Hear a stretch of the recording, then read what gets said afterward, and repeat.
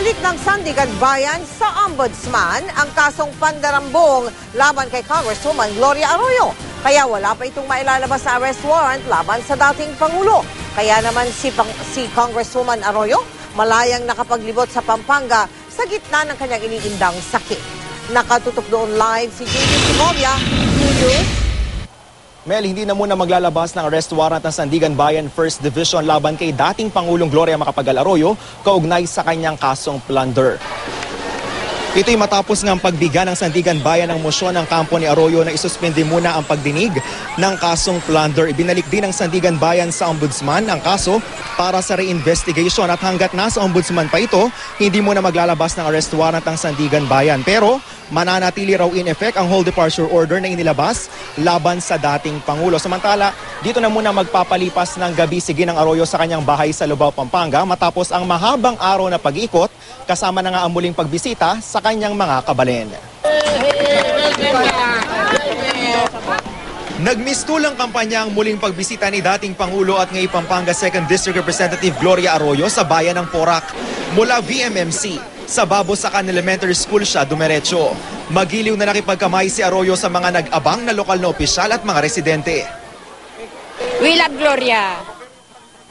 Ayun, oo. Kasi hindi naman dating ganyan ang itsura ni Madam. Masaya kami dahil kababayan natin siya.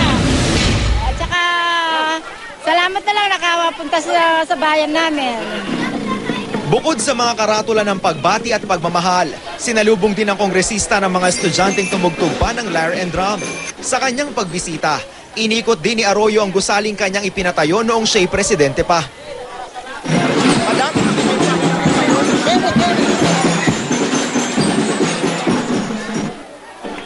Hindi nagpaunlak ng panayam sa media ang dating Pangulo, pero nagsalita siya sa harap ng kanyang mga kabalen para magpasalamat. At siyempre, salamat kay Kayungan, kalugarang kong kabalen. King lagi yung pangadi para kanako, at king pangadiyo para king kalusugan ko, ampo, pangadi para king harapang kong challenges. Timong Congresswoman, eda kayo pinaboren.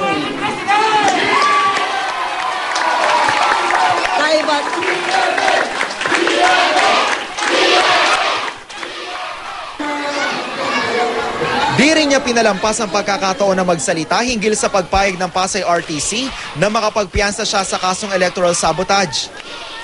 Maragol po, ipasalamat po, patungkol kay piyansa ang ako, malibat ng border.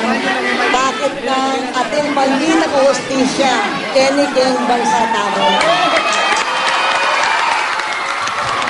At ating pandita respeto para ka rin di nakarespeto para ka rin amusado at ating pagrespeto para king rule of law ang rule of evidence. Namahagi rin si Arroyo ng mga kapote sa mga mag-aaral. Nabigla raw ang punong guro ng eskwelahan sa pagbisita ni Arroyo, kaya wala na raw siyang naihanda kundi tubig at ensaymada. Ayaw naman niya ng magarbong o yung paghahanda namin, ayaw niya ng magastos. So very lucky no, kami yung napili niyang puntahan at saka bisitahin. Tila di alintana ng dating Pangulo ang kanyang kondisyon. Itinuloy niya ang pag-iikot kahit pabahagyang umulan. Ang lubhang nababahala sa kanya, mga lokal na opisyal ng Pampanga. Tingnan muna niya yung health niya. Kung talagang kayang-kaya, wag niyang pilitin muna. Wag niyang pilitin. Baka naman magkasakit siya lalo. Sa kanya parang therapy siguro to eh. No, hindi natin masasabing trabaho, parang therapy eh. Siyempre, masaya siya, no, babalik yung... Alam mo, pag masaya ka, babalik ang sigla mo eh. Hindi raw muna dapat pag-usapan ang muling pagtakbo ni Arroyo sa politika. Dito sa bahay niya sa Barangay San Agustin sa Lubao, dumiretso si Arroyo, kung saan naghihintay ang inihandang ulam na pesang dalag. Alauna pa lang ng hapon, puno na ng mga taga-suporta ng dating Pangulo ang harap ng kanilang bahay.